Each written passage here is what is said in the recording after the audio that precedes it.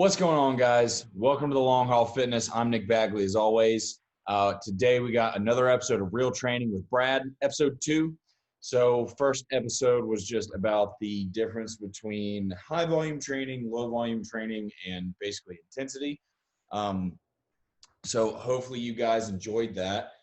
We can kind of recap that episode a little bit, talk about a few of the things that we chatted about in there. But today, the main thing is about exercise selection.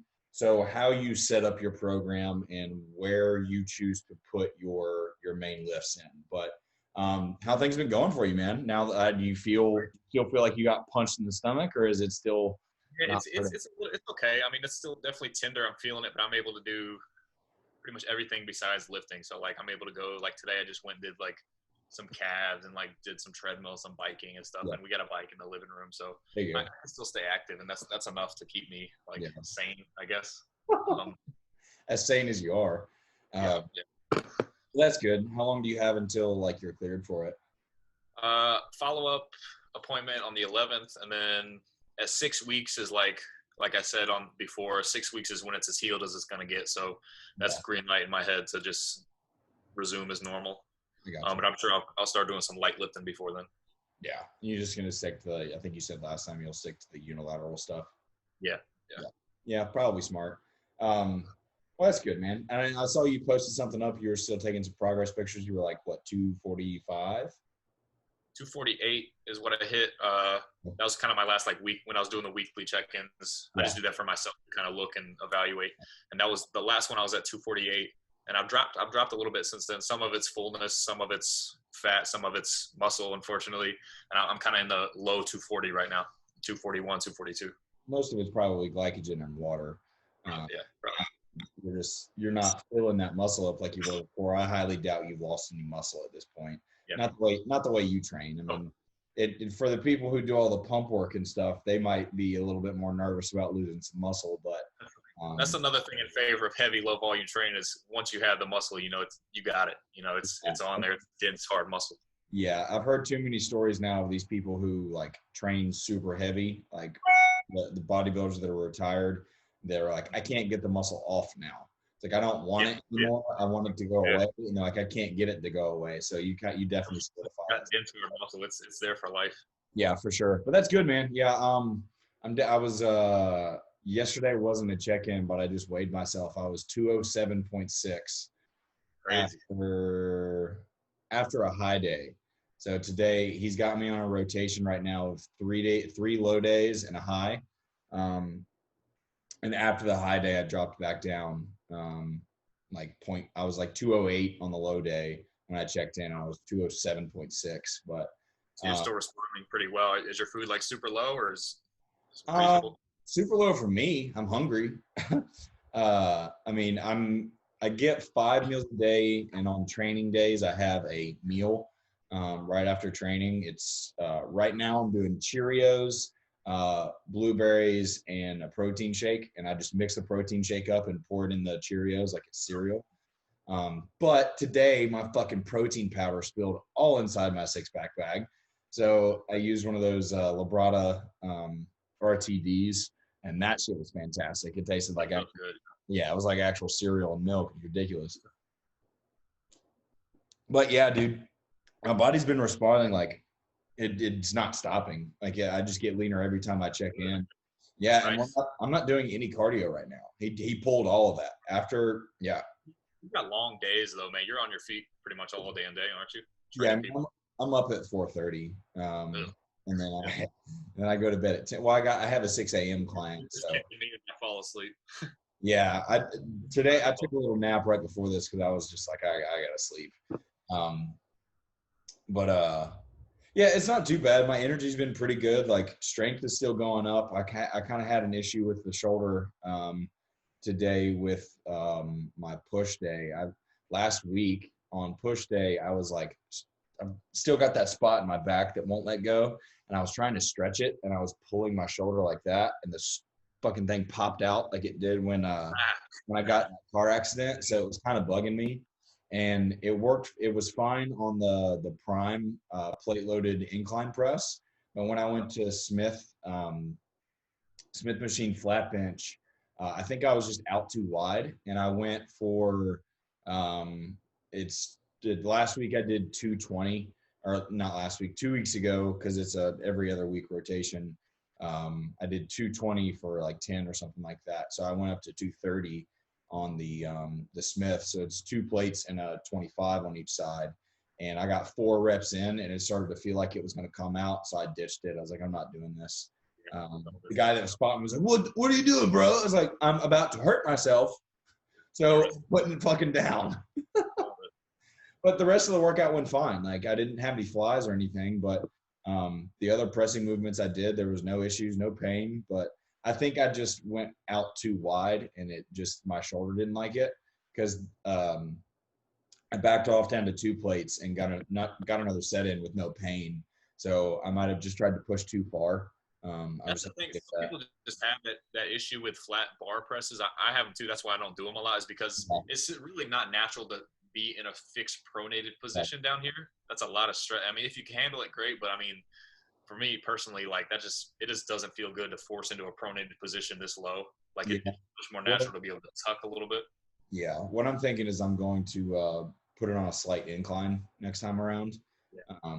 Just so it's close to a flat bench, but it's not the same as the prime incline, because the prime incline is like the normal 45 degree angle for incline bench. I was doing the really steep incline press that we have there, but it was I couldn't quite get out wide enough, and it's like the angle on it was like directly up. I know what you're talking about. Yeah, I mean, it was a great press. It felt really good, but I felt like I was going to get limited on it really quickly. So I switched over to the prime press today, and that felt pretty good. There was a little bit of issue with it, but nothing serious. But yeah, prep is going well. I've got like it's scheduled for September 12th, so I've got like 6.5 weeks left or something like that. It's gonna be shredded, man. Yeah. Shredded. Yeah. It should be interesting. We were talking about it yesterday. It's like, I just want to fill out as much as possible once we actually once it's shoot day. Like, we're going to basically spill over a little so that for shoots, you don't have to be like stage ready. You just got to be like freaky. Yeah, right. So the veins are popping, everything's nice and full. It looks crazy. Like, I'm starting to get ab veins and everything now. So it's definitely coming together. But so anyways, let's get to the topic at hand. So like we said at the beginning, exercise selection is today's main focus. To touch on last week, what we got into was the benefits of the low volume training that both you and I do, and just the minor differences that we both have within our programming. The biggest points there is like no more 3 to 4 sets of however many reps. It's 1 to 2 super intense focus sets where you're putting all your effort into those and using a little bit more warm up to get to those heavy weights. I like to think of the warm ups as kind of like rehearsal. Yeah. I mean, I'm not like, if I know my work says 3 plates, I'm just touching the weights in between it. I'm not trying to get a pump necessarily. I'm not trying to do a lot of reps. It's just kind of mentally rehearsing the movement and getting your body ready, because as nice as it would be, you can't just jump straight to the weight. Even if your body could handle it, your nervous system can't. You have to slowly increase the weight in increments for your nervous system to be ready and primed to move the weight. So that's kind of our approach with warm-ups. So I don't even know if we mentioned that in the last video, but that's how we approach the warm-ups. You saying that reminded me of good old Joe over at Strive putting 405 on the bench and tearing his pec on his first set. That was funny. 405 on the flat bench for reps has torn more pecs than all other exercise combined. Dude, me and Adam Little were on the bench. My name on it. Adam Little and I were on the bench next to him, the incline bench, and he walks up and just starts putting plates on. No warm up, no nothing. And we're both looking at each other like, what's going to happen here? Jesus. And then I'm like, I said something to him. I was like, are you not going to warm up? He's like, no, if I warm up, I won't hit it. It's like, okay. And then he fucking drops it on his chest and tears his pec. And I'm like, yeah, you didn't hit it there either, did you, retard? But anyways, so the discussion about warm up there just kind of brought up a thought. When you do those, are you going all the way up to your working weight and then doing like a few reps to feel it and get the nervous system feeling that weight? Or are you like a little bit below your working weight? My last warm up will be kind of like one small increment below my work set, and I might do either like a single or a double, like very, very conservative with my reps. So it's not like, for an example, let's use a bench press, 3 plates working set. I might do the bar as many times as I want, feel loose, 1 plate, 5 or 6 reps, just enough to kind of feel it, get moving. And then as I go heavier, the reps drop. So if I can get away with just doing a single, that's great. But I like to go until I feel like I can nail the rep. So, I mean, sometimes if you're a little rusty or unwarm, you won't really get that on the first rep. So I go until I feel like that was a perfect rep, rack it, I'm done. I'm done with that way. I can move on. Yeah. Yeah, kind of the same thing here, but I was toying around with the idea of going up to like the heaviest set. And you can do this on some things. It might be hard to do with dumbbells, but like going up to your heaviest weight, doing 1 or 2 so that your body's like, all right, I feel that weight. And then when you actually go to do it, it might feel a little lighter. Yeah, I'll do that like if I'm throwing in a new exercise that I haven't done before to kind of gauge my work spot. I'll hit it for a single first and then be like, all right, that's good to work there. And I'll go back for a set. Yeah, so the warm ups is to like get the the nervous system firing, get that neural recruitment, get a little bit of blood in the muscles so that you're nice and warm, and then you can also kind of figure out how you're feeling that day as well with that, because you can look at your logbook, you can see the numbers, you can see what you're supposed to hit, but we all know that there's those days where you go in and it's not going to happen that day. So that way you can kind of gauge where you're at within that workout. So I'm the same way. I mean, I do the same thing. And then as the workout progresses and I'm hitting the same muscle, my warm up sets decrease. So like towards the end, I'll probably only just have 1 just to get the movement pattern, to get that neural. At that point, the muscle itself is warm. There's plenty of blood in it. It's just a matter of getting the muscle firing in whatever position that you're trying to get it to move in. Right. If you're on like your second leg curl of the workout, you're probably okay to just do 1 warm up set real quick and go to your work set. Since you're warm. Right. But then like for a push day, for example, like if I've already done my 3 different exercises at chest and I'm going into shoulders now, I would take, instead of just doing like 1 warm up, I'd probably do like 2, maybe 3, depending on how my shoulders were feeling, if I felt like I needed it.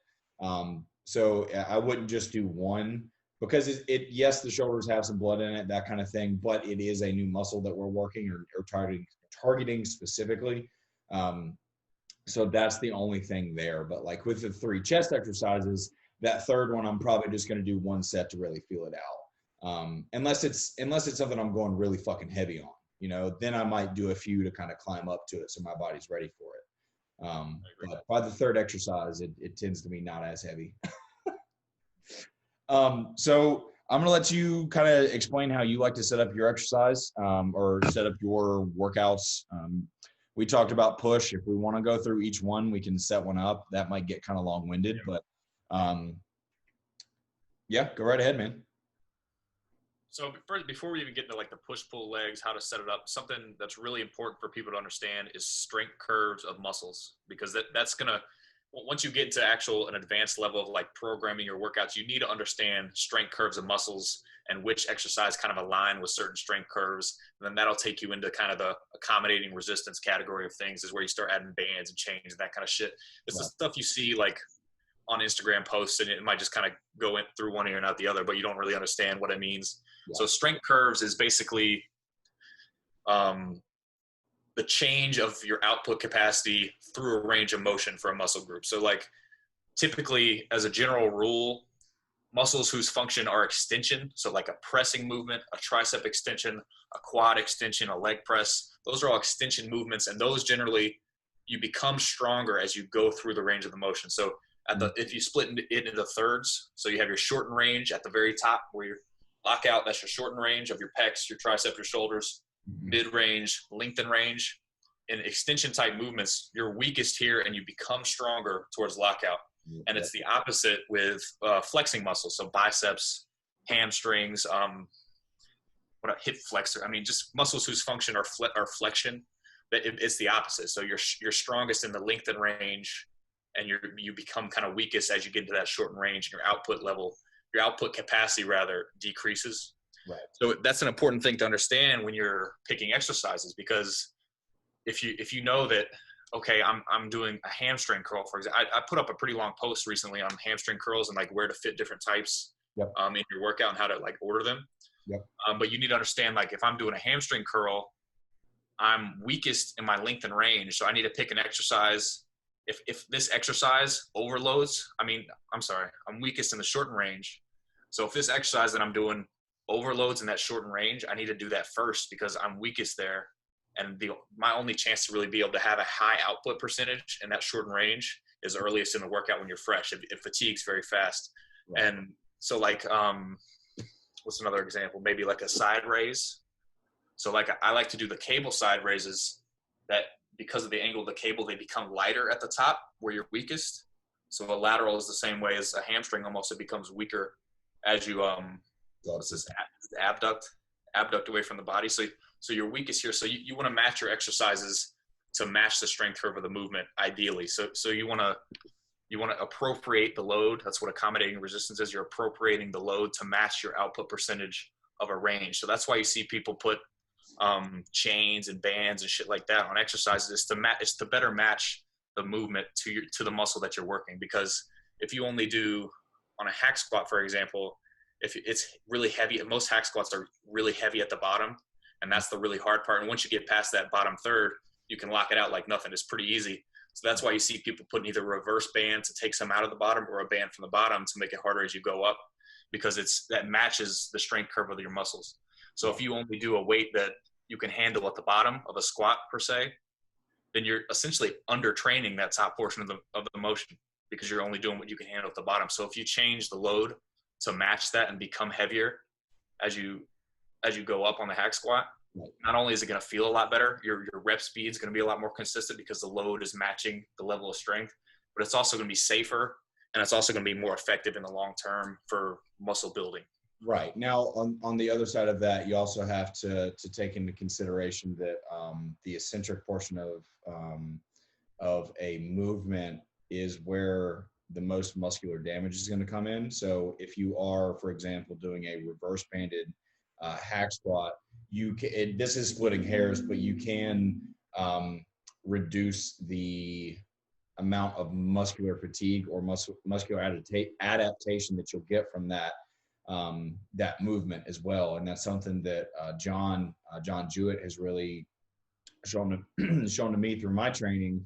And basically what he's done to prevent that or make sure that we're getting the benefit of all of it is 1 week I have reverse banded hack squats. Next week I have regular hack squats. There's no band. Yeah. And then right. And then my second compound movement is the regular 45-degree leg press. 1 week it's regular banded, 1 week it's not banded. So that way we're getting both. I'm working those end ranges of motion. I'm overloading those by adding the bands on one or the other, but it's going opposite each week. Because as you were saying there, like if we use reverse if we use reverse banded hack squats, for example, if I have 500 pounds on the bar and it's reverse banded, at the top it's 500 pounds, but at the bottom, for shits and giggles, we can say the band takes 100 pounds off at the bottom. So as you go down, it's getting lighter and lighter, where you could technically be losing out on muscle gains by taking that resistance away, because your legs aren't taking on that full brunt of that weight. So it is good to make sure that you're not doing that all the time. It's important to know these things, but you can't get so caught up in these little picky details where you end up just matching every exercise you do perfectly to the strength curve. Right. So you efficiently train, because you do have to overload every range of the muscle in order to make full spectrum of progress that you could. So I'll even do it similar to how you do alternate every week. I'll kind of do that in the session. So like if I have a hack squat and a leg press, one will be overloaded to match the strength curve and one will just be traditional. So if I do a normal hack squat, then I'll do a pendulum leg press that gets heavier at the top, or vice versa. I'll do a 45-degree leg press and then a reverse banded hack squat or banded from the bottom. You have to cover all ranges. You can't just, as nice as it probably would feel and nice as it would be, you can't just, every movement can't perfectly match the strength curve. But it's important to know these concepts, because when you're programming your workouts, you need to know where you could fit these things in, because they are important and they can push you to a new level of progress. Because if it's not something you're used to, if you're only used to doing a hack squat with nothing on it, where you get really strong at the bottom range and then the top is just kind of easy work for you, then all of a sudden doing a reverse band, that's going to open a whole new window of hypertrophy for you and an adaptive response. Adaptive novel stimulus, remember? Yeah. Right. And I mean, the best way to get stronger and to get a muscle to grow is to get strong in that weak part of the rep. Yeah. So for example, like the easiest is the bicep. So if I'm slowly getting weaker as I get to the top, if I can make it to where I get really fucking strong up here at the top, your bicep is going to grow. Like if you're strong in that weak point, it has no other choice. Like to a certain extent, it's always going to be weaker than down here just because of the way the muscle's set up.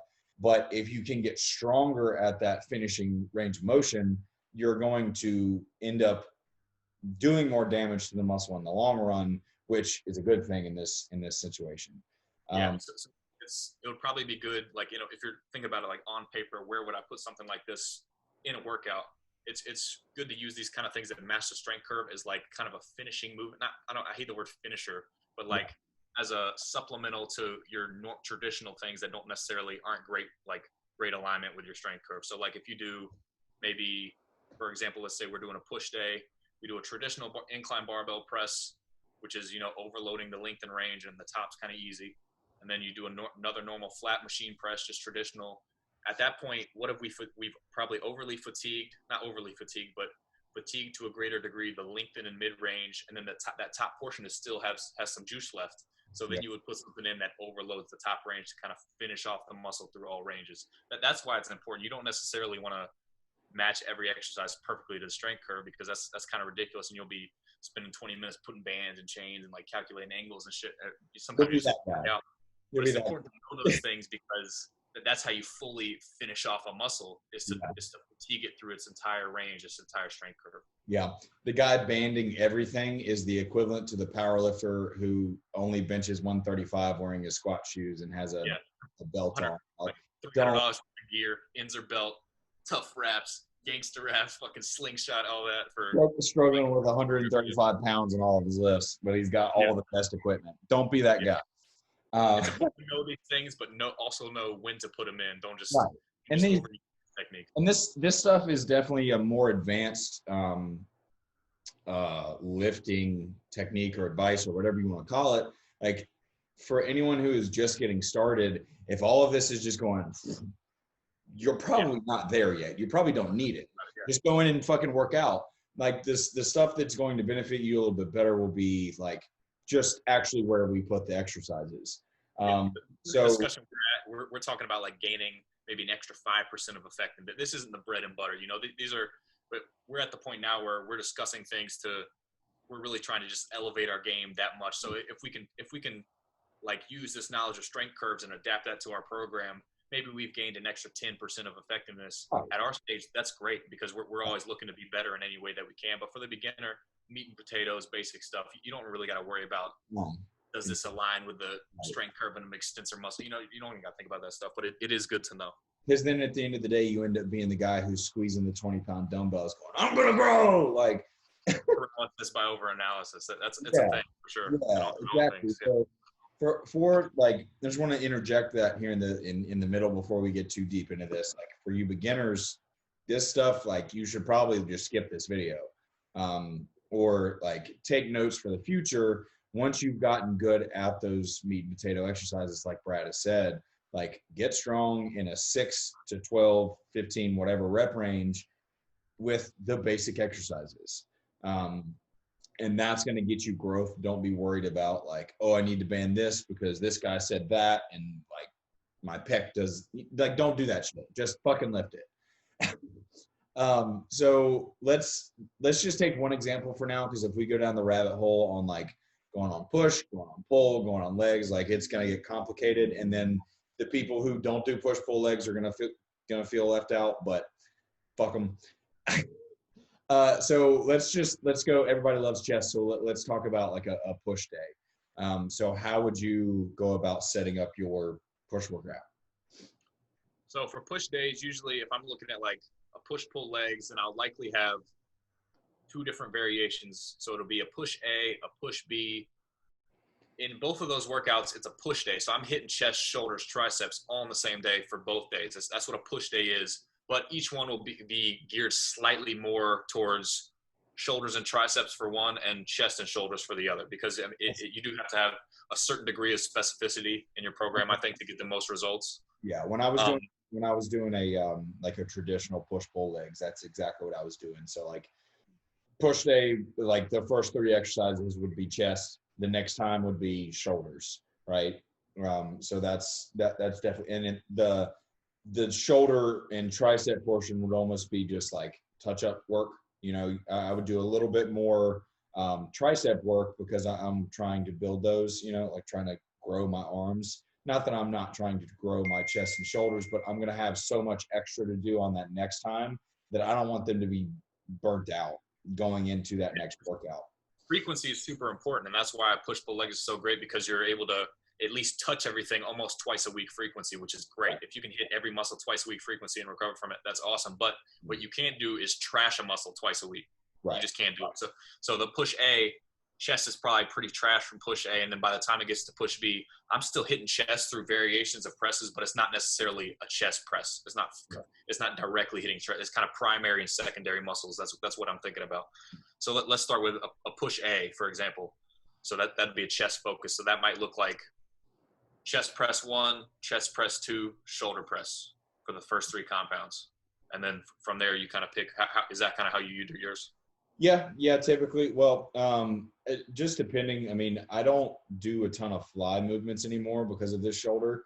I'll do like some cable stuff and some pec deck, but typically what I would do would be like 2 different types of pushes, and then maybe like a dip movement. So I'm getting some chest and some triceps in at the same time. Like that's how John has mine set up now, where today I did the plated dips on the hammer strength machine. I did that third. So it kind of depends. So I learned a lot when I was working with Nick Trigilli. We pretty much everything we did was pushes. There were barely any flies, and I got a shitload of growth out of that. So that showed me that like I need to put more time into making sure that my presses are getting strong and not necessarily pushing so much on the flies and getting that pump. Yeah, they're just kind of sprinkle the flies on top after you do the. Right, exactly. So I would either do 2 or 3 pushes and a fly movement or something like that, and then go into the lateral movements for shoulders, and then finish off with some tricep stuff. But yeah, I mean, very similar. Mine, like if you were to look at it on paper, it would be maybe, let's say, so what is it currently? Right now it's usually I'll start with a hammer press rather than a free weight press, because I like the hammer machines. You can just kind of blindly drive almost, and you don't have to worry about stabilizing. And then after that, I would go to a free weight press. So maybe incline hammer, flat dumbbell, machine shoulder press, fly, maybe 2 sets of a fly. And then there I would put some kind of, I like to do the DC stretches. I don't know if you do, but I like the DC stretches, the kind of forced weighted stretches that you hold for a certain amount of time. So I'll do a fly, and then while my chest is full of blood, I'll get the weighted stretch for chest out of the way. And then that'll kind of open me up nicely for shoulder. So I'll do maybe 2, I usually like to do 2 lateral raise variations and then a tricep movement, and then I'm done. That's push A. That's push A.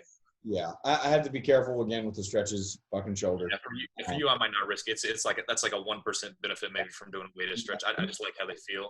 It definitely feels good, and it's just a matter of like what movement I'm in. Like I have to be again careful with a stretch position, anyways, on this side, especially after I fucked it up again last week. But for the most part, I don't have any issues. It's just like typically little nagging stuff. But yeah, I kind of do the same thing now when you're setting this up. So, well, back up.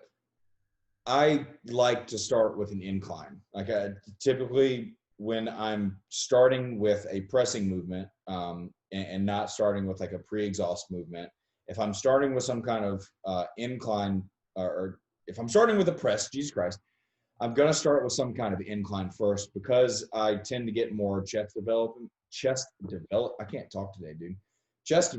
out of an incline movement. And like you, I really enjoy the hammer strength stuff. or the plot my fucking mouth.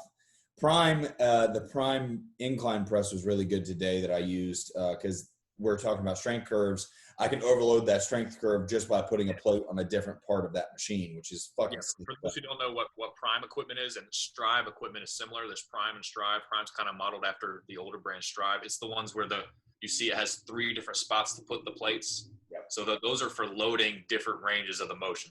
So Yep. it's, if you were to put a plate here, as you move, it's catching gravity here because, gravity acts straight up and down on a plate. So making it harder it's easiest, and then it becomes hard towards the top. That's kind of what Prime stuff is made for. Or you can do the opposite, have it here, so it's heavy right off the bat and then drops off a little bit as the lever arm moves. Right. Yeah. So that if you have access to that equipment, it's a lot easier than bringing bands and stuff in. And there's some stuff that you're just not going to be able to apply a band to. It's just not going to work. Like the setup and everything, there's no way to do it where it's going to be advantageous. So those plate loaded ones are really cool. I haven't really played around with it yet because I just switched out from that high incline that I was doing. I'll probably start to play around with it here in the next few weeks, as long as my shoulder stops fucking with me. But I'll start with an incline, typically either a hammer strength press or a dumbbell. So right now I start with the prime press or incline dumbbell presses. And that's where I'm putting most of my energy in. And then it'll go into the flat movements and typically like a dip or a fly after that. Just because even with a dip, you're still kind of getting that stretched position. As long as you're setting yourself up properly, you still get that same kind of stretched position that you get when you're doing a fly. It's just your elbows are in, or they're not out like here. Yeah, I like the dip. Yeah, I love dips. I put them on. Dips for me go on push B, sorry, because I would have I like the high incline press first. I love that because it's anterior delt, a little bit of upper chest. That's just that kind of area everybody needs more development is, that kind of upper clavicle area. Right. And I also think that kind of more of a steep incline is a much more natural way to press for shoulders than I hate 90-degree benches with arms out. I think that's horrible for your shoulder health long term. I think being able to tuck at least 45 degrees in and press it is such a more natural angle, and you'll feel a lot better too. Yeah, unfortunately, I can't do any of that, even like that slight incline. But when I was doing, like right before the accident, I was really investing a lot into shoulder press on the Smith machine, and I wouldn't be completely vertical. The back of the bench would be about here. So I had a slight lean back, and I mean, I was up to 3 plates for like 7 or 8 on that. And yeah, I mean, I was at my absolute strongest there, and my shoulders were at probably the biggest at that time as well. But just anything that goes in that overhead position under a decent amount of load just starts to hurt. So it's not even worth it for me anymore. So most of my shoulder movement is are lateral movements, but not a dumbbell, because I'm trying to get the most out of as little as possible. Right now, the other thing that we could really get into with the exercise selection is whether you're in a gaining or cutting phase, because something that John really highlighted to me that I was like, oh, fuck, that made a lot of sense, was he was going over my recovery for the week and how things were looking. And in there, he was like, if there's anything that you feel like you need that needs a little bit of extra attention, that's the kind of stuff that you need to let me know about so that I can add it in. Otherwise, we're going to keep it the same. So I was like, well, my shoulders have always been a weak point for me. So could we throw in a little bit extra shoulders? And his rebuttal. No, right? Yeah. Right. Yeah. His rebuttal of that was no, because we don't have enough food to push into a weak muscle group. So that body part already has a hard time growing. If there's not enough substrate to make it grow, adding in more volume to it can cause it to look worse. Yeah. Right. So we're trying to get the most possible out of basically the least, like we've said previously. So we're using a machine lateral that I'm getting resistance from the bottom to the top. Whereas with a dumbbell lateral, you only start to get resistance here. So once you're right in the middle, that's when gravity kicks in and you're getting like, basically this is all you need to do with the dumbbell lateral, right? But how often do we see people grabbing the 40s and wasting their time right here, not even getting That's why full. those machine laterals and cable cuff lateral, that would take the cake Right. any day over dumbbell laterals. Everybody does them. They're garbage. They really are. They're terrible exercise. Well, I mean, it's not even that they have their place. I mean, dumbbell laterals is I think a staple exercise for shoulders. I just think there's better stuff. Like if you don't have a good cable machine available, or the cuffs are a way to do a cable lateral, which it'd be kind of weird if you didn't. But if all you have is dumbbells, do your dumbbell laterals. Oh, yeah. And what we were talking about earlier about, I think we should talk about this, how it applies to all exercises, is the kind of the moment arm and how the weight hits gravity, because that's going to help you not only be able to look at a machine and say, look how the plate moves on the machine with a lever arm. And that'll, if you're not good at feeling strength curves, then just looking at the machine, how it moves, you'll be able to identify, okay, the plate's kind of moving like this. It must be heavier at the top. So for a dumbbell lateral, for instance, if you're saying, okay, this is not really ideal because it's only getting heavy here, how can I fix that? Okay, lay flat on an incline bench. Look at the more consistent tension of the dumbbell because of gravity's up and down. So I mean, just knowing that simple thing, like it's so simple, but nobody thinks about it. But that's how you can really improve exercises to fit your body a lot more. Just traditional dumbbell lateral. There's no resistance here. Really high resistance here where you're weakest. Simple fix. Lean to the side. Yeah. And then even with that, I would sprinkle in some regular dumbbell laterals, because if you are on that incline, once you get to about there, now you start to lose a little bit. So there is you gotta play a little bit more with the dumbbells if that's all you have available. I think it was Dusty Hanshaw he posted some stuff where he would do regular laterals and then get a heavier dumbbell and do partials at the bottom. Yeah, and that's a great way to do it. And if you've ever done those, that shit burns. So that's a great way to do that. Or if you have bands, you can add that to it. But I've gotten spoiled working out at Destination, and we've got just fucking everything. So there's the standing machine lateral that is awesome. I love that machine. There's tension from the bottom to the top. Or what I've really been putting all of my effort into recently has been the seated prime lateral machine. So there's a cam. So instead of being plate loaded, there's a cam, and you can set the adjustment on different portions of it to where you can do the regular normal way to do it. You can make it really hard at the top. You can make it really hard at the bottom, or there's positions in the middle where you can make it harder in the middle and the top, or the middle and the bottom.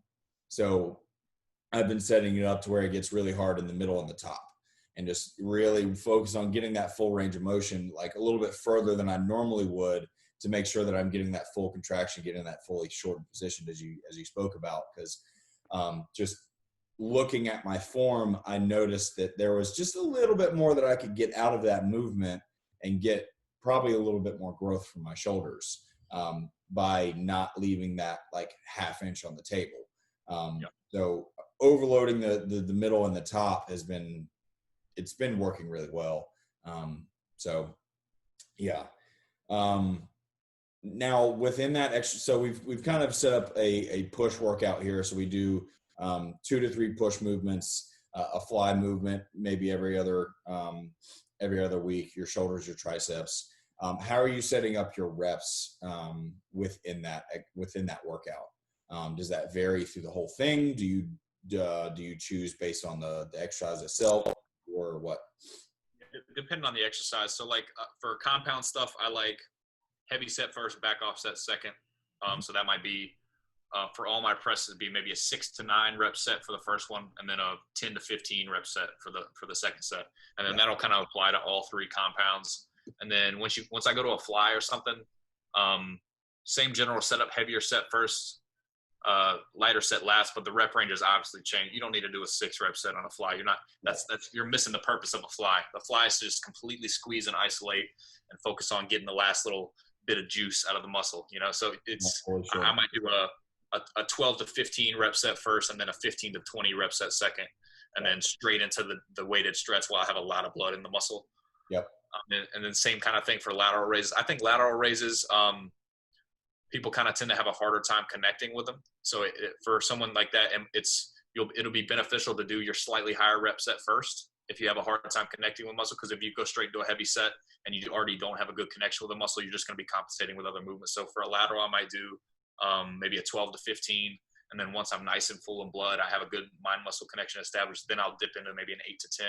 Yep. And then I'll usually finish it off for isolation stuff. I'll go up to 3 sets and I'll finish it off with maybe a 15 to 20. And then that's usually enough. Yeah, very similar. I mean, with the heavy compounds, what we've been for most of them, it's not always the case. Some of the exercises I'm doing what you did with the back off. So like, for example, yesterday when I was doing push, no, that was today. Dude, my brain is like in left fucking field. So when I was doing push today with the prime incline, it was 2 working sets of 6 to 10. So with that, the first set I'm aiming for 10, right? And with the program I have right now, I have an RIR of 1. So I hit 10, I could have got 11. From that point, I don't, unless it was way too light and I like the RIR was a lot higher, I don't tend to bump the weight up. I tend to keep it there because the reps are now going to fall, right? So if the rep range is the same for the second working set and I got the 10 and I hit the proper RIR, the next one, obviously I'm going to be a little bit further down into the rep range. If I can hit it again for the same reps and the same RIR, I bullshitted myself on the first one. So that way I'm still making progress, but I'm not having to like super overload the muscle. And especially with the compromised shoulder, it keeps me from having to use like super heavy weights. Right. And then when I transitioned into the Smith machine, flat bench, it was a set of 6 to 10 and then a back off of 10 to 15. So there's a million different ways to do that. And then yes, with any kind of isolation, anything under like 8 is kind of pointless if you ask me. You're missing the purpose. Isolation, you're not supposed to overload the muscle. You're kind of squeezing it and getting the last little bit of output out of the muscle that you can. Right. And then typically if you're going that low on an isolation movement, you're probably short dick in the rep. Like you're being one of those assholes that's doing preacher curls like this, but I'm doing 135 pounds in the preacher curl. It's like, yeah, you're doing nothing. That tends to happen when you go into those lower rep ranges with those isolation movements that aren't designed to go that heavy. Like, I'm not saying you can't go heavy with those. I'm saying the rep ranges shouldn't indicate super heavy, right? Yeah. So regardless, even though we're going slow and we're squeezing, which is like, we've kind of coined that as a pussy term, but like squeezing is still important. You know, you still have to have that stuff in, because if you want to fully develop a physique, a nice, well-developed physique, you need to have the isolation stuff and squeeze. But when we kind of dog squeezing, we're saying that should not be the bulk of your workout. That's the kind of point that we talk about with pump training, all that bullshit. Is the bulk of your workout should be the basic meat and potato shit. Right. But with that kind of squeezing stuff, I still progressively, I don't know about you, but I still progressively overload that. So if you have the ability to standardize your form and your form doesn't change just to beat the logbook, then I mean, you should be progressively overloading everything. It's not just because you're doing a low to high cable fly and squeezing. Progressive overload still applies. So if you do 35 on the stack for 12 reps, next time, you should be trying to get 13 or 14. All that stuff still applies. Because it's a squeezing movement or an isolation movement, the rules don't change. The rules to build muscle, progressive overload still apply to everything. Yeah. Well, and with those isolation movements, I tend to make slower jumps in weight. And I'll push reps a lot higher before I'll add weight. Right.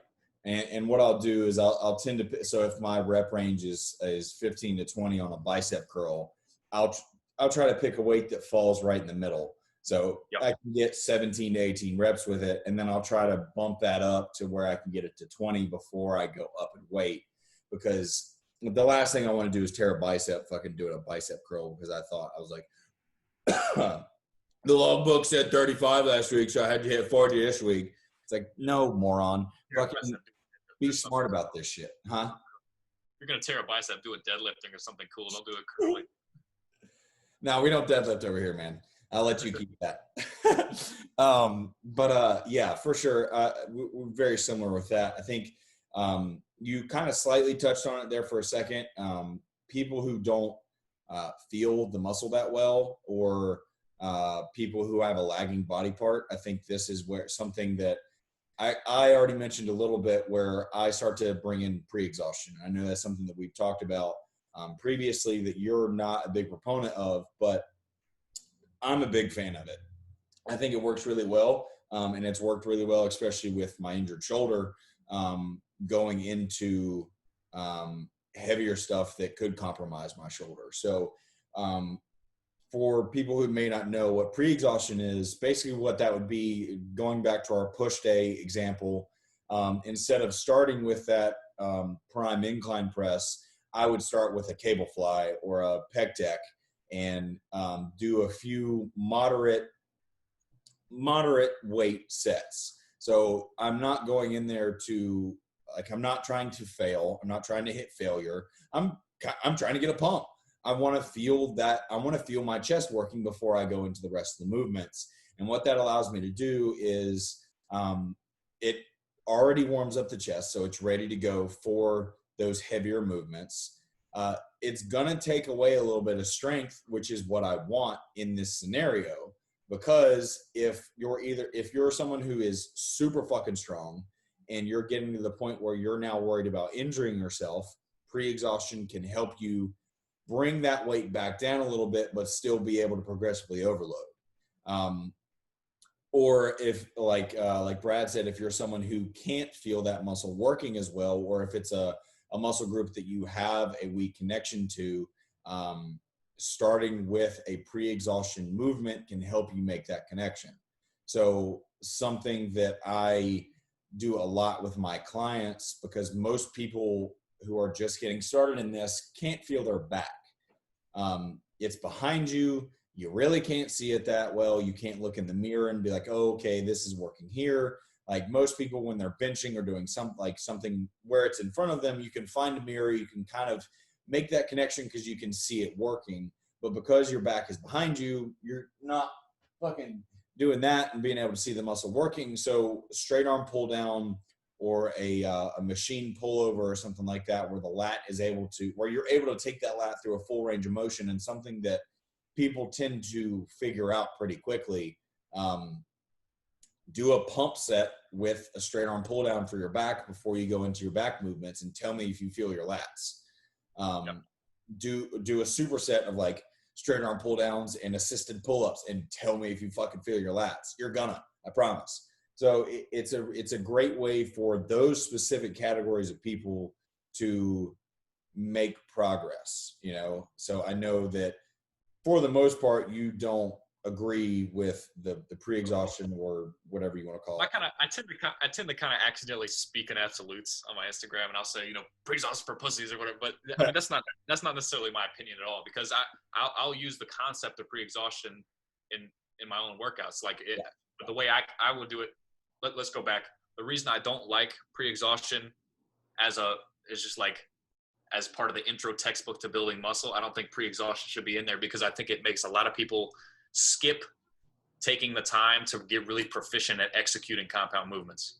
I think that they'll spend, a couple months trying to do pressing, and they're not feeling it in their chest, so they just throw in a pre-exhaust, but they haven't spent the time actually getting good at compound movements to where they can feel the muscles working effectively. They're just kind of moving weight. And that's important, because even though I'm lifting a lot of heavy weight, I still have a good mind muscle connection, because I've refined my execution of compound movements so much that I'm proficient at the movement. So, I mean, people who, just because you struggle to feel your chest on a bench press for the first few months, you might just not be good at bench pressing yet. You just got to keep practicing the movement. And I don't think you should ever stop that practice too soon, which is what a lot of people do, and just throw in a pre-exhaust. I'm going to throw a rebuttal back at you, because I don't really agree with that. Like if someone is spinning their wheels like for a month or two and not able to feel their chest on bench press, they throw in a pec deck and then go to bench press. Now they can feel their chest when they're benching. Now they can perfect their form in that bench press after the pre-exhaust. Like, what stops them from being able to, so because they pre-exhaust, are they now going to use shit form? Like, that doesn't make sense. your form might not be perfected. You might just be feeling a little better. You should spend the time to get good at form at compound movements first, because that is the basics. So Yeah. I mean, if you can't, if you're doing a chest press and there's no chest activation, then you're doing something wrong with the chest press, because it is a chest primarily movement, you know? So that's kind of my perspective on it is, yeah, if you're at a certain level of muscular development and you still have a lagging chest, hell yeah, throw in a fly first, because that's what you need. But for the first couple, like the school of beginners, it's not a good practice, because it's kind of teaching laziness and execution. That's my view on it. It's teaching you to not put the time in to really execute a movement properly, because basic compound movements, there's no scientific way that you can be doing a dumbbell press and your chest not be working. It's just you're just not good at doing it yet to where you feel your chest. Yeah, but I mean, again, like I think if form at the end of the day is the end all be all, and that's what I'm telling my clients, if I have them do a pre-exhaust, and now that pre-exhaust allows them to feel their chest while they're keeping that good form in the press or whatever it is they're doing, I don't see it being an issue. It's not necessarily an issue, but I feel like people skip getting strong at the basics and just go straight to a pre-exhaust, which is not the answer in my opinion. I think you should get strong first, and then that's where a pre-exhaust will benefit you even more, because you're at such a high level of strength. Yeah, but I mean, you can still get strong with the pre-exhaust. So if I'm doing a moderate weight fly so that I feel my chest, and then I'm going into a press, yeah, sure, I might not be using the same weights that I would as if I was coming in fresh and going straight into that press. Like it might be 10, 15, 20 pounds less, but I'm still, if I'm still progressing that, if I'm still keeping that workout the same every time, I'm pre-exhausting each time within that portion of that block of training. If that's the way I'm having it laid out, I can still progress each week with that press. So if for example, someone's able to do incline bench with 100-pound dumbbells, if they come in fresh, they can do it for a set of 10. But now I'm having them pre-exhaust, and they can only get 80s that first week. I mean, next week they get 85s and they get 90s. Like I don't see how. As long as form is the underlying thing of like form always needs to be king. You need to have this locked in. As long as that is the precedent going forward into it, then I don't see it being an issue. But if it becomes a thing where they do the pre-exhaust and then they go to the chest press and they're just doing whatever the fuck they want, and it's not optimal for what we're trying to do, then yeah, it's going to be a problem. But if they're, at least if they're one of my clients, if they're keeping that proper form each time, I think you can still make that progress regardless. That's true. But the way I view it is, I would even place output capacity over whatever you said, feel, as king for growth in beginners. I would say that 20% of strength that you lose in the press is important for a beginner, because gaining strength fast in those basic lifts will do more in the first few months of lifting than feeling the muscle will. And that's why I say beginners shouldn't just jump into a pre-exhaustion technique, because it's a waste of time for you. Right. And also another point is, we always talk about standardizing form. There's a lot more variance in standard ability if you have an isolation movement before a compound, because it can take varying degrees of output away from your compound, which can change workout to workout, depending on how hard you squeeze, right, how well your mind muscle connection is that day. That's a lot more subjective thing. Right. And because that can change. Maybe this week I really felt the fly extra hard and I was squeezing extra hard. You might take an extra 5% away from output than you did the previous week. And that's changing the standard ability of your output in a compound lift. Yeah, but I mean, again, I think I still think it can be set up properly to where a beginner can still progress with it, because I just completely lost my train of thought. So if we're not taking in like them feeling the muscle, at the end of the day, we're just weightlifting. We're not training. So if they're going in and they're telling me, like, after a few weeks of trying to do the press, starting like that being the first thing they're doing, and they're like, I don't really feel this while I'm doing it. I've talked to them. I've looked at their form. I've told them the things that the techniques that I have to help them feel that muscle. If none of that's working, and I say, okay, we're going to do a pre-exhaustion to see if we can't get you feeling that muscle. If that helps them make that connection to that dumbbell press or whatever press it is that we're doing, I think that is important when it comes to muscle building, because if I can go into the gym and do a press and just throw the motherfucker, and I can throw a lot of weight around doing it that way. Like nowadays, I'm probably going to hurt myself. And if a beginner's doing that, they're probably eventually going to hurt themselves. But if they can now, if it's, you have standardized form, that's the thing. Standardized form is always right. Of course. If you're lifting standardized form and you're not feeling a muscle, then pre-exhaustion shouldn't necessarily be the first thing you jump to right away. Right. You should make sure that your execution is perfect. And right. A lot of times you can't even do that with a video. That has to be an in-person coaching kind of thing. For sure. You know? For sure. And I'm just playing devil's here, you know, it's not it's creating.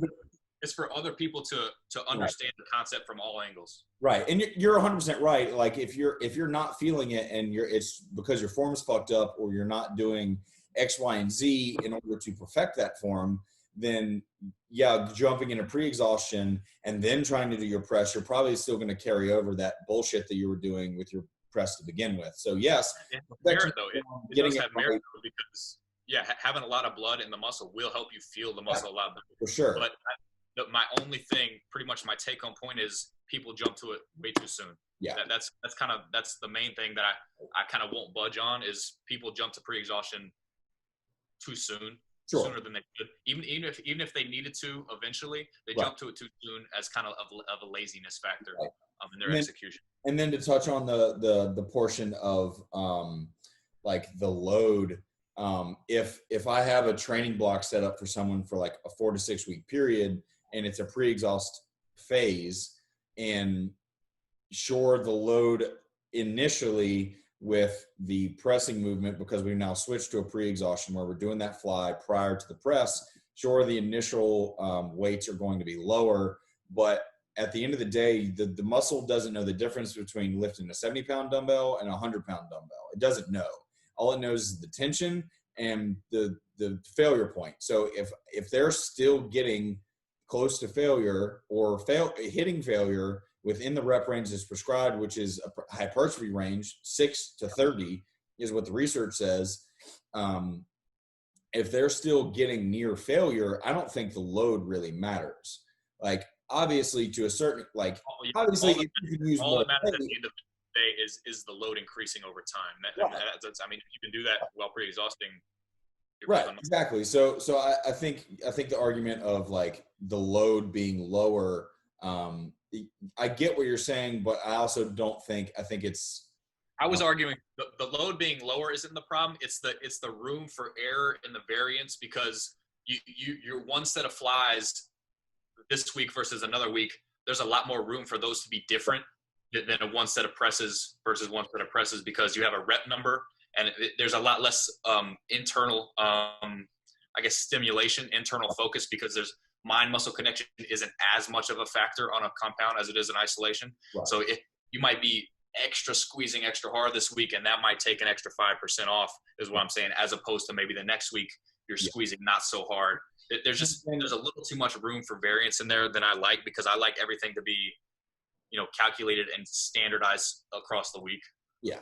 And I mean, I think you can do that with pre-exhaustion as well, but as long as you're writing it down and not just going off feel, like you got to have the numbers, and you're not necessarily going to progress with the pre-exhaustion movement the way you would with your main movements, because that's not the purpose of the movement. That's not where we're trying to make progress. We're trying to feel the muscle and like work on it. Right. So that's why I use the term activation rather than a pre-exhaust. Right. I just don't use the term pre-exhaust, because your goal should never to be exhausted going in. Preemptively exhaust, So an activation exercise is definitely a great way to put it. And that may be the better way to say it. But again, it's pre-exhaustion or activation exercise. It wouldn't be it's not something that you just like sprinkle in, right? It's not something you're like, oh, last week I did this, and so this week I didn't really feel my chest last week, so I'm going to try and do this pre-exhaust, and then the next week you go back to regular shit.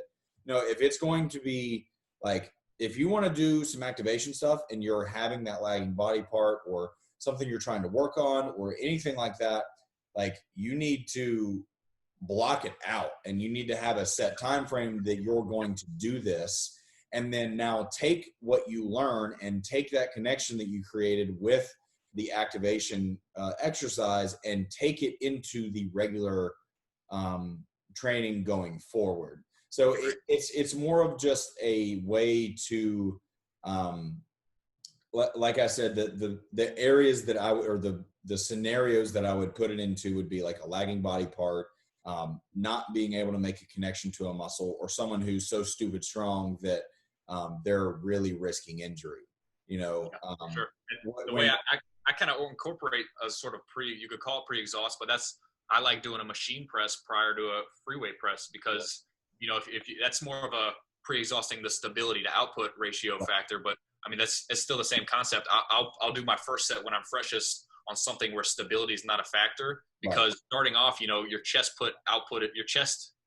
muscle output is here and stability output might only be here. So if you start with a free weight, this is the limiting factor, right? But if you do something where stability is not a factor, after that, your chest output might have decreased a little bit. So when you go to a free weight press, you're kind of on an even keel of stability ratio to output ratio. Yeah, if those stability muscles aren't strong enough to, like if we're talking about dumbbells or barbell or whatever, if they're not strong enough to use the load that your chest can use, that's when an injury can happen. So yeah, for sure, that's definitely very smart to start off with some kind of machine press, like a plate loaded press. You don't got to think about it. You can just put a lot of effort into it, and then by the time you go to a free weight press, not only are you warm and fired and ready to go, but the stability won't be the limiting factor in the movement because you've already pre-fatigued or pre-exhausted the chest muscles with a compound already. Yeah, so that's kind of how I would incorporate that concept in one way or another into my own program. Yeah, for sure. I mean, it's definitely like it's just a technique that can be sprinkled in on occasion. So it's not something that you need to do all the time.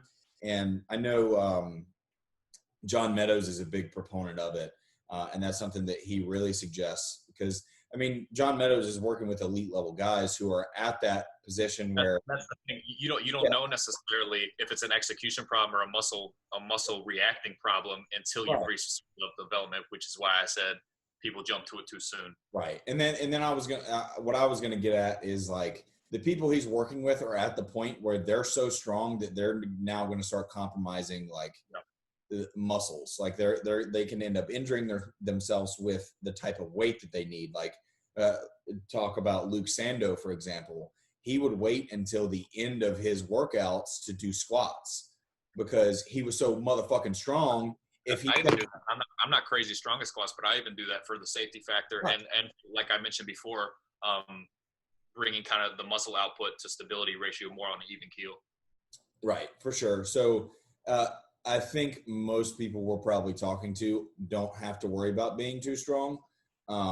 They're not stronger than you, and they're not like they might be at my strength. But if you're not stronger than Brad, you're probably not too strong to start with a press.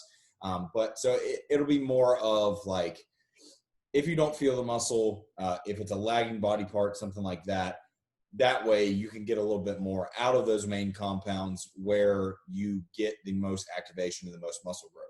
Because you're really like, yes, you can progressively overload a fly. Yes, you can get muscle building out of it.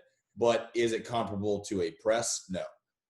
You're not going to get the same stimulus from a pressing movement that you're going to get from a fly. Like it's just, you're not going to get the same thing. It all revolves around your intention while you're doing it. So that's why I don't like the term pre-exhaust, because the thought process behind that is I'm going to make my chest really tired so I don't have to press as much. That's what most people use pre-exhaust is I don't got to use as much weight, so I'm going to make my chest really tired now so I can't do as much. And that's a backwards way of thinking. But if your thought is I'm going to do maybe one set here to make sure I'm connected with contracting my pecs perfectly and then go into a press, and that has a lot of merit, I think. Exactly. Yeah, for sure. So when I say pre-exhaustion, I really don't want you to exhaust yourself. Like that's why at the beginning, I was talking about I use a moderate weight for very far from failure reps. So I'll do like 15 reps when I could have gotten 20 to 25. And I'm focused on squeezing the shit out of my chest, making it contract, making it work, making that mental connection to the muscle so that when I go into the pressing, I haven't taken that much strength away, but I can now feel my chest working a little bit better. I mean, yeah. So for anyone who is interested in doing that, that's how you should set that up. Like, you shouldn't be going in trying to get a pump straight out of the gate. Like, yeah, you and I, like, I did pump training for a long time. Everybody loves a pump. Who doesn't love a pump? I mean, it's a great thing. You look awesome in the gym. You're nice and swollen. And it feels good. Like, that's Arnold talked about it. I mean, we all love a pump. It's a great thing. But to chase that the entire time and that being the only thing that is the indicator that you're getting a good workout, that's a problem. Like, that's not how you should be training if you're actually trying to progress. A beginner can do that, and a beginner is going to make progress with that. But if they stick to that for the rest of their life, you're going to get to a certain point and be stuck. And that's so that goes back to what we talked about. I think it was the first episode of drivers of hypertrophy. So if you kind of look at the hierarchy of what builds muscle, there's novel stimulus creating an adaptive response, muscle damage, and then there's metabolic pathways that result in muscle growth as well. And that's kind of the really high blood flow stuff, the pump really burning. Yeah. So, I mean, if you only do pump training, look what you're missing out on. But I mean, if you only do overload training, you're still missing out on some pretty significant growth here too. So that's why it's important that the program has everything. That's why we, in the compound work, we separate our rep ranges to the kind of 6 to 9 and the higher rep ranges for more blood flow. There's some metabolic stuff happening there too. That's why it's important to have some isolation stuff with really high reps. That's why it's important to always be rotating your rep ranges, because you need to be tapping into this whole hierarchy at all times, or at least tapping into one at certain times and then dipping into other ones. That you can't just be, I'm only an overload guy or I'm only a pump guy. It has to incorporate all three, because otherwise you're missing out on, the whole cake. Yeah. You're not getting everything out of it. You're leaving gains on the table, and we don't want to leave gains on the table. That could be something we could get into on the next episode, is like progressing through rep ranges and how we do that. But I mean, I feel satisfied on the topic at hand. I mean, if you have anything else you want to put in. We thought we were going to cover push, pull, and legs in one episode. Dude, there's no way. We would have been down like 9 rabbit holes by now, way off topic. But I mean, we can, if you're still listening to this right now, if you need help setting up a program, talk to Brad or I, and we can help you with that. We can tell you how to structure it. Now, if you want super in-depth stuff, you're going to need to pay one of us, but I don't mind giving you the bare bones of a program, like, and how to set up the rotation, how to do all that stuff. If you're trying to get into push pull legs, let me know, and I can tell you kind of an optimal way or a good way to set it up to where you're still getting good recovery and you're still getting that the frequency, but not so much frequency and so much overload that you're beating the shit out of yourself every session and going backwards. Yeah, if we had tried to set up an entire program on here, we'd be going until like 9 o'clock. Talk about some cool stuff next time and legs. Yeah, right. But if you guys have questions, definitely reach out to both Brad and I. You probably found this from one of our social media channels, so you probably already follow us. If you don't, my Instagram is Nick_Bagley_, and Brad's is BPFit_training. Yep. You got to change that. I have to think about it every time. I'm like, there's a fit in there somewhere. Like, I think I've typed it enough now to where I've got it down. But yeah, so if you guys have questions about specifics with that, let us know. Reach out to us, and we can kind of help you set that up. But if you're wanting full detail and whatnot, that's where our coaching services come into play. Do you offer like just training plans for people? Like, do you just set up like just train? Yeah, I do the one-on-one coaching. You could buy pay it monthly, do package for 3 months or 6 months contract, or you can just do it if you just want a one-off program. I have that too, and if you just want a one-off meal plan, I have that too. But the thing is, you can only sustain that for so long, because that's why the coaching is important, is because those have to constantly be tweaked based on your progress. So a one-off diet plan is great, and it'll be a great starting point, but it may only last you a few weeks to a few months before it has to be changed. and that's why you end up saving money doing coaching. Yeah, and that's why it's a premium price to do coaching, and it's a lot cheaper to do a training plan. It's not that hard for me to put together a training program. It's not that hard for me to put together a diet. There's only so many foods you can choose from. There's only so many exercises you can choose from. So like, if you just want a one-off training, it's not that bad. But if you want full detail and you really want to be making progress, there's going to be a premium involved with that. So kind of got off on a weird one there. But if you guys have any other questions or anything like that, leave it in the comments. Hit us up on Instagram. Let us know what you got. I'm really enjoying this, so I hope you guys are. And I want to continue to do this as long as my schedule works for Tuesdays. As long as yours continues to work, I think we're going to try and crank these out weekly. So keep following along. Appreciate you guys. Like, subscribe, share this shit on Instagram. Tag me, tag him. Yeah. Love you guys.